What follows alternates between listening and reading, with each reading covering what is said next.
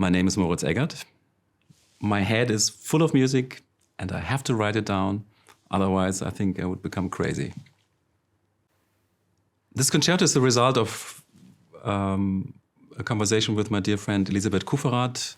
She plays violin and viola, and she can play both instruments holistically. And she asked me, Moritz, is it possible to write a piece that includes both instruments as a solo instrument? And she wanted to start this project with two movements that I wrote for the Hamburger Camerata and for a concert that featured the ballet music Prometheus by Beethoven. I try to write two movements that are somehow referring to Beethoven but are also independent and that feature one movement with violin and one movement with viola. But of course I knew that in the end we wanted to create a full concerto with probably 5 movements. So there was another commissioner, the Nordstadtkonzerte in Hanover, and the Kammerorchester Hannover with Hans Christian Euler, who commissioned movement 3, 4, 5.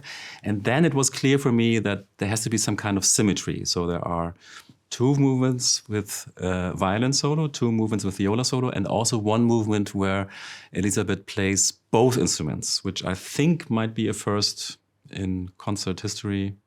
I don't know of any other piece where the soloist plays violin and viola. It's quite tricky, actually, because you have to take care that the instruments don't fall down and break. Yeah, but it's also very, very tricky. I don't know how she does it, actually. It's a miracle. Most people know the Prometheus myth from Greek mythology, and it's the god that brings fire and has to be punished because he brings too much knowledge to people, to us, mankind. But what few people know is that also there's a connection between Frankenstein, the famous novel by Mary Shelley, and the Prometheus mythos, because in its original title it's called The New Prometheus. And the New Prometheus in the Frankenstein novel is, of course, Dr. Frankenstein, who creates this artificial being.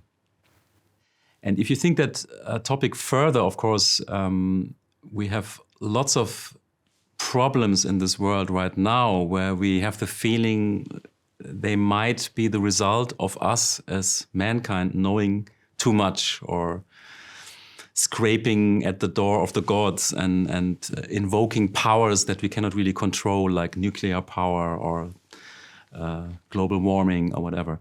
So this topic is further, and I try to start with what I perceive now as being the quaintness of the Beethoven telling, who is basically a mythological ballet with Greek fauns and dancing in the forest. Yeah, so there's no Frankenstein there, no corpses and horror.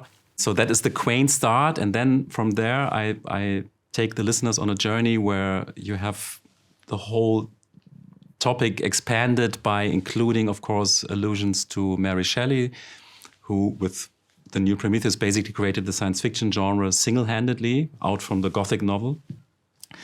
But then also to perhaps the comic series Promethea, which was an inspiration for the title by Alan Moore, which for me is one of the greatest comic writer, artists, who also wrote Watchmen, for example. Yeah. So all these 5 movements have very different topics. I'm even invoking perhaps the atmosphere in the Villa Diodati, where Byron and Shelley met and told each other stories, and where Mary Shelley had the first idea for Frankenstein. This will also be part of the piece. And perhaps I will even expand it with a 6th movement, which will be called Prometheus, to go back to the myth at the beginning. But that's a project for another day, I guess.